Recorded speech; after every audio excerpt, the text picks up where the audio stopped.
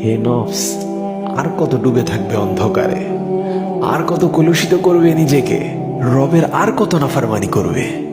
তোমার কি এখনো তৃপ্তি মিটেনি? কবে হুঁশ ফিরবে তোমার?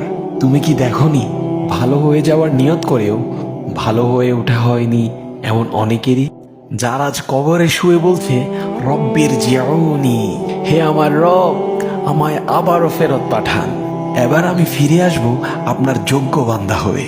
হে আমার ভাই, নিকশ কালো অন্ধকার কবরের এই মাটি চাপা হাজারি কি তুমি শুনতে পাও?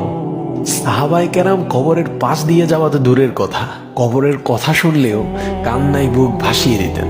তাহলে তুমি কি করে থাকবে সেখানে? ভেবে দেখেছ? চারদিকে শুধু অন্যের হেদায়েতের গল্পই শুনলে, নিজের হেদায়েতের গল্প রচনা করছো কবে? তবে আজই নফসের গোলামি ছেড়ে ফিরে আসা হোক রবের নিরে।